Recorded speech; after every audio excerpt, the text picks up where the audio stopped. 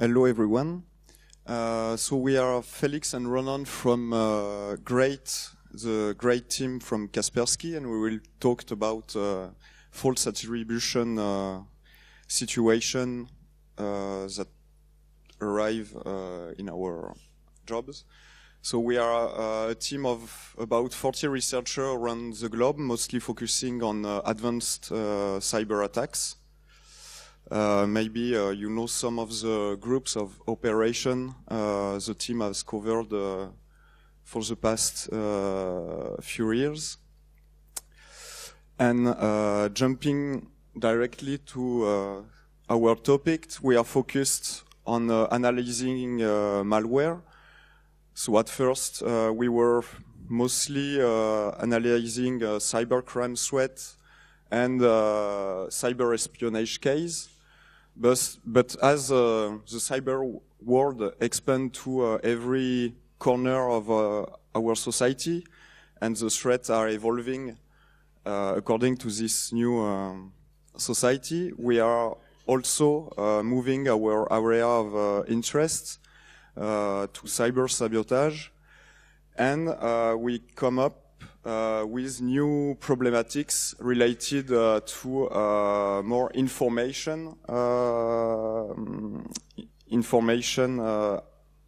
attacks and no more malware, which can, for InfoSec people as we are, pose some problem or new challenge to overcome.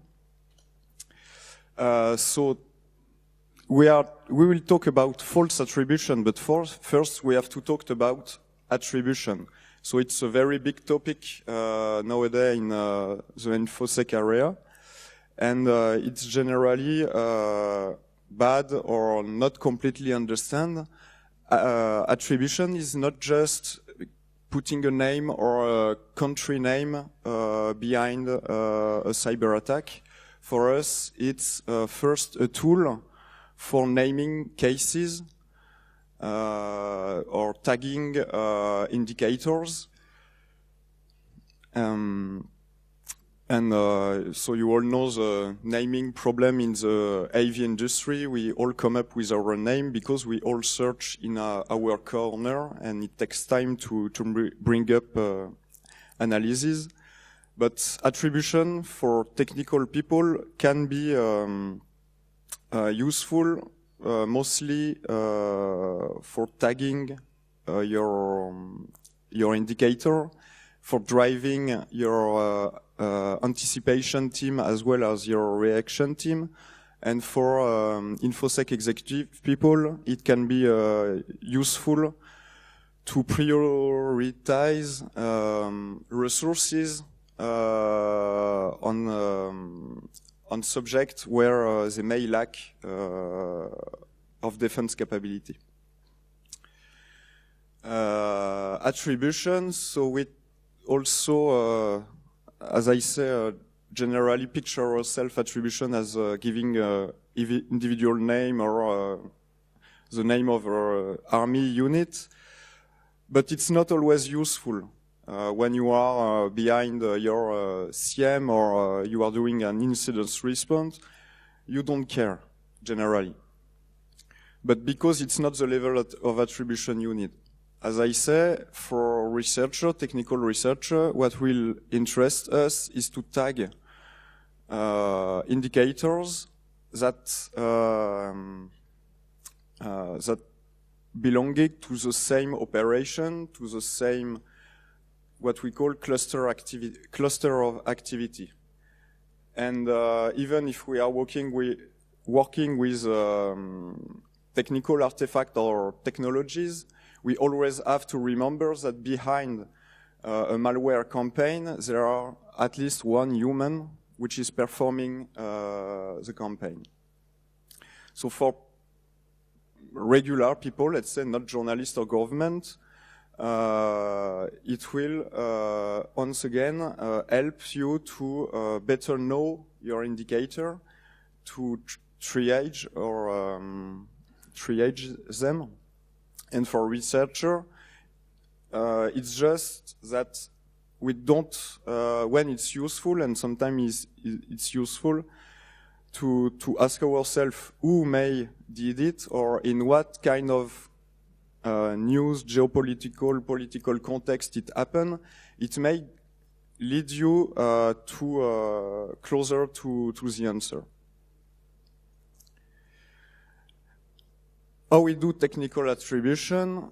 So it's a very broad and hard topic. So we mostly look at indicators in happening in network communication or artifacts inside malware or tool used by the attackers.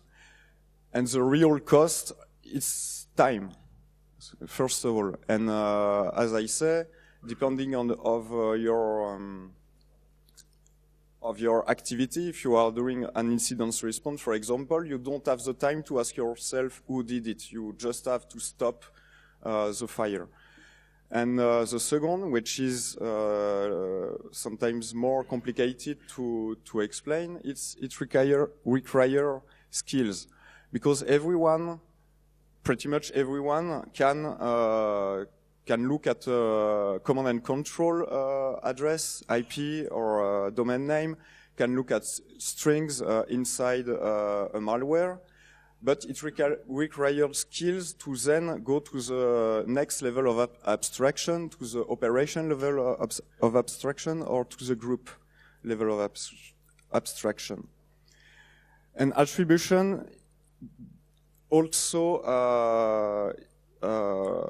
not only work with technical artifacts, you also have to mix it with geopolitical event or victimology.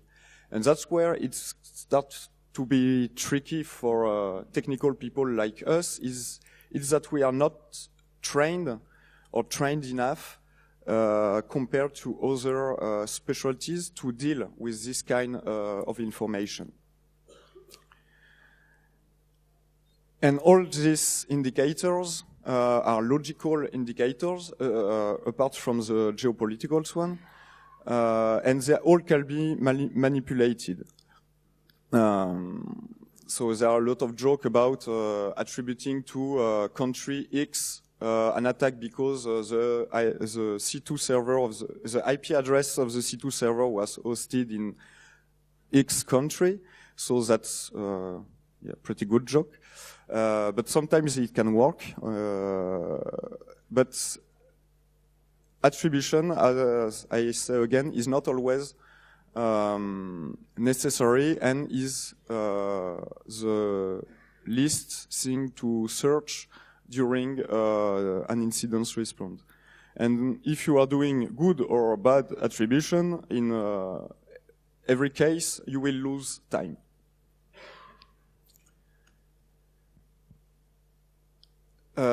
Since several years, about 2010, there have been a new area in the information security industry, what we can call next gen, and all the cyber threat intelligence player.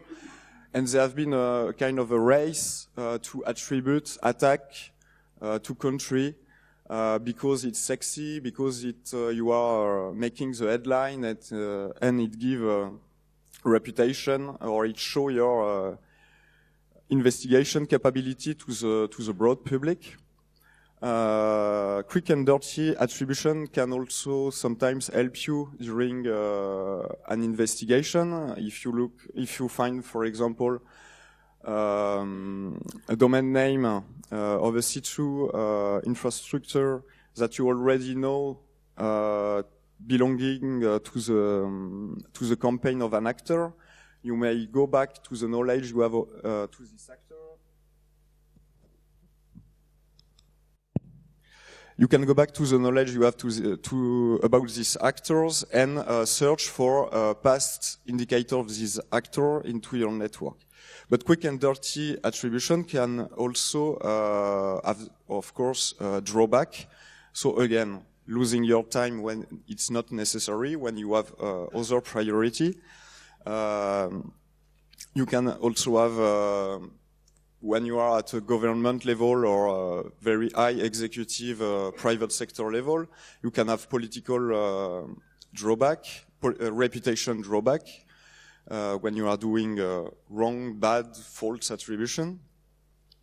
We are also, by publishing what we know about threat actor, we search to contribute to the overall InfoSec knowledge, but we are also giving the attacker free audit of their infrastructure, of their campaign, and sometimes we even give them in our blog post some advice.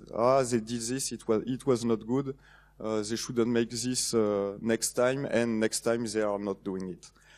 But attribution, the real one, come up with the concept of visibility. So you have to see the things to be sure to have the proof that it was that country or that people. And in our team, you may think that we are with about 40 million endpoints in the world. We have the visibility to do country level or individual level attribution, but we consider that we don't. And that's something that we have really, it's something we have to be really honest about it. We think that AV industry without further capability has not enough visibility to do this kind of attribution. So now I will let Félix present you some false flag to jump on the topic. Just false flag, what is that? Is that the attacker just hide behind a false flag, a false avatar. And we will see during the Syrian conflict that some attackers just used a false flag in order to do attacks on some country. So the first case is the strange case of the .tr. It's the DNS name of Turkey, DDoS, and it's related to the untold story. So you will not have like reverse code or things like that during this conference, but we will speak just after why there is no like real copycats in APT.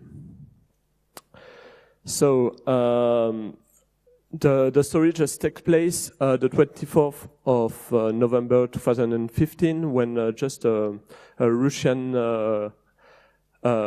jet was shot down by Turkish F-15 just across the Syrian border, the Turkish border, and in the Turkish airspace. And like 4 days after, we have seen an account just created from nowhere, linked to the anonymous community, which was very strange with this account is that he has created his Twitter account, his YouTube accounts, and with a leitmotiv, he's trying to fight against ISIS. Okay, it's maybe anonymous. But this activist was stealing the brand of a known website that is AnonOps, and AnonOps just don't do any campaign related to DDoS or things like that. It just gives materials and tutorials to the community for hiding themselves using VPNs and so on. And which was strange also, is that this activist was like a pro-Russian activist, and he has done many videos against Hungary, Germany, Turkish, but well-funded video. I don't know if you know the anonymous community and stuff like that, but they use a lot of media, etc. But this man just created 9 videos in 1 month, many on false operation. Is that he has created his own legend using like OP, Cloudflare, etc., etc. And what we have seen just after is that this activist just told the Russian journalist, "Hey, I'm here," and big Anon community. So he was just sending tweets to Russian and anonymous journalists just to create his profile and his legend. And just 1 week after the Twitter creation, we have seen a massive DDoS attack, and these activists just take the responsibility of this DDoS attack by a video like Anonymous against ISIS, against Turkey that supports ISIS, which was a sentence like that the Russian government during this crisis between Russia and Turkey just said in the media like Turkey is supporting ISIS. So this video was published, linked by media as a response of this Turkish ISIS collusions. So we can see this video on many media like Daily Dot, etc. And so if we analyze just the timeline, so you have the crash, you have the account creation with many tweets, you have the DDoS, and nothing after. Nothing, just because you had a reconciliation between Turkey and Russia in June 2016. But the Twitter account goes dark just after. And it's not very normal for this type of community just to go dark, doing an attack, creating a legend, and goes dark. And we have another case that it's more interesting. So we don't know which country behind the previous attack, but maybe you can have an idea. Another case and another aircraft is that Belgium was accused by the Russian Ministry of Defense to have done an airstrike against the locality of Azadiak, which is a very, very small locality in the northeast of Aleppo. And this airstrike, the Russia just said that the airstrike killed civilians. And which was very strange with that airstrike is that you may know that the Syrian conflict is very mediatized, and each airstrike have some video, etc., but nothing related to that on Twitter, live view a map that follows the Syrian conflict, and other specialist websites. And which was very strange is that this airstrike was mediatized by some Russian news websites, but it didn't make some noise in Belgium till a new account named the Syrian Cyber Army just attacked the RTBF and the standard news websites. And it just brings the news in Europe that Russia accused the Belgium to have done this airstrike. So this false flag is very interesting because you have a website and you have a Twitter account, and it's very interesting because it's told also the name of Syrian Electronic Army, but it's Syrian Cyber Army. So you have only 2 articles on this website. The first declaring to have done some DDoS in 2015 against some target without any proof or target press release. And the second was on the Belgium DDoS attack. The website has some link to Aryan Cyber Army and Syrian Electronic Army. And as the previous case, they just love to talk about their campaign to have some media coverage. So it's during the DDoS attack against Belgium. And when you see the timeline of the tweets, you have the account creation just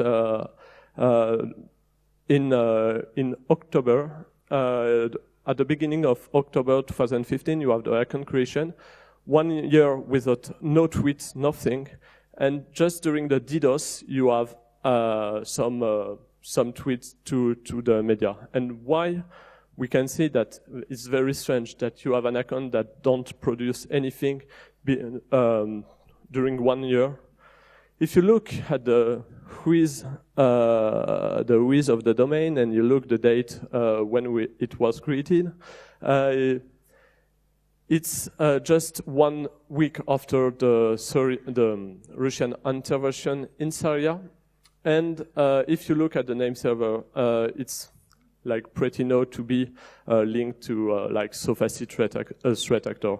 Okay, this type of DNS, it's not only Sophacy. You have some scam, you have some Viagra selling, etc. But it was used also related to some false flag operation linked to Sophacy as cyber berkut.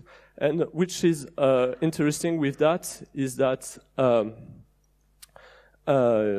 cyber berkut has also a delta of 1 week, and it was created just after the Russian involvement in the Ukraine conflict. So you have also other Sophacy non-false flag like Yemen Cyber Army, Cyber Caliphate, Fancy Beer, Decilix, Gucifer, and all of these names just steal known name in order to have some mediatization, etc. So if you want to create false flags, just the ingredient, it's just creating a legend, stealing a known name, telling journalists that you exist, creating a legend with false flag operations, false operations, and just have the capacity to drive the community behind you. And like Anonymous are like have some ego, so when an Anonymous said, "Oh, I've done DDoS attack on that," all of the Anonymous said, "We have done DDoS attack on that target." And what's about copycat? You have many people are fearing that, oh no, it's not Chinese that are in our network, but it can be like US or Russians or I don't know, Turkey and the fact is it's very expensive to create copycat just by time for human, etc. So why reinventing the well when you have just open source tools that do the job very easily? Why reinventing the well when you have like vulnerability that works? And it's creating copycats. It's very more than just raw packaging malware, because like many like reversers said, okay, it's very easy to repackage malware, and I will like use an HTTP browser or plug XMplant to compromise some targets. Okay, but the fact is that if you look at intrusion sets, like attackers group, they use a logic, an operational rhythm, an infrastructure, a victimology that it's very hard to mimic. So just a computer hack has a lot of characteristics, and some of them are very hard to copy. And if you look on the right, you can see a pyramid of pain, but for copycats. So the first layer of infrastructure is very easy to mimic. You just have to buy some domains or server linked to the VPS that the attackers that you want to mimic used. For exploit, you can reuse exploits.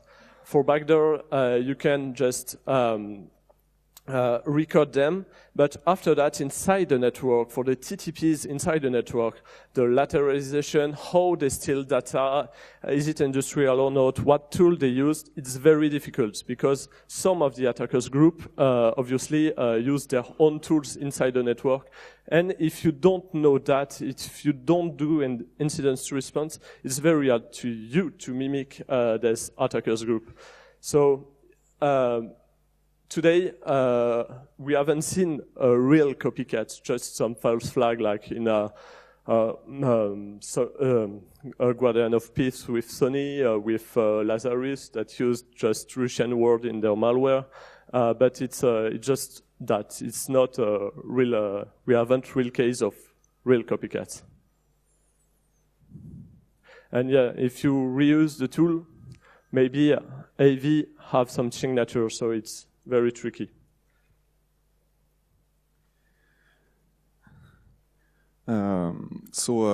Just to finish about after these two examples, which may seem to be pretty simple. So it's just creation of Twitter account, it's pinging media. It doesn't require hardcore computer science skill.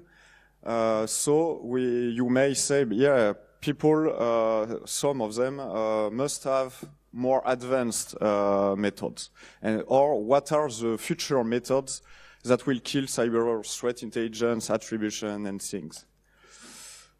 The fact is,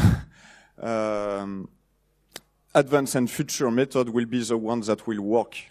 It will not be necessarily more advanced, more technical. You just when you are an intruder, you have a mission, and the mission has to be accomplished. We also, but we can see some trends. The first of one is mercenaria, what we can say consultor, a new word between consulting and contractor. We can see more and more, or we are able more and more to see that some actors are not directly tied always to the same commanditary. This actor can target one day media company, and another day will steal ballistic secrets from a government, and the other day it will intrude into a bank to steal money. And this mercenaria, this hacker for hire things, is or may be a way to disrupt the attribution to the very last people that really wanted that intrusion to be done. And we hear a lot about DDoS as a service, malware as a service, but we just have to understand that crime is a service at the base. It's maybe the industry that is most based on return from customer and service-based industry. The second trend we may think about is what we can call SIGINT shoulder surfing, what some of our colleagues called force-party collection. So it's basically you are an attacker with the capability to intrude into another attacker. So why taking the risk to intrude into a network if you can intrude into if you can insert yourself into the campaign made by another attacker? So you just collect the thing the attacker you are hacking is collecting itself. So you have two ways to do it. Passive collection, which will be just listening to the wire, listening to the radio wave on several parts of the network communication, from victim to server to attacker. You also have online or post-mortem decipher. But you can also do an active collection, meaning that you are intruding into the attackers. So we have some example where, for example, Crouching Yeti had a PHP backend server, and we found into it a backdoor put by another attacker that will give every victim address to the attackers of the attackers. And if you look at the sample, these NetTraveler samples, you can find some weird things. And when you dig a bit, you can find a backdoor listening to one of the most lit ports in the world. In conclusion, Mr. Yes, so I think that during like geopolitical crisis, we will see some states just creating anti-shell false flag in order to do some real false flag just in the future. False flag exists. We have seen that with Sofacy, but other attackers group just do false flag because the media will think about, like with NotPetya, for example, media will think, oh, it's a cyber criminal attack, and not, really not. But for copycats, obviously, I think that we will not see, thanks, we will not see them because of fourth-party collection. As Ronan said, we can do that with SIGINT access. We can do that just by compromising data centers. We can do that by compromising C2s. So fourth-party collection, I think it's really the future. And I don't know if you have seen the slide of Edward Snowden on that, like I drink your milkshake. It's not a future method, but it's today like a past method. They started like 7 or 10 years ago to do that in the NSA. So it's actual, and more and more, we will see more and more actors doing that without, I think, SIGINT access, and just by compromised the attackers' infrastructures. Thank you. If you have any question.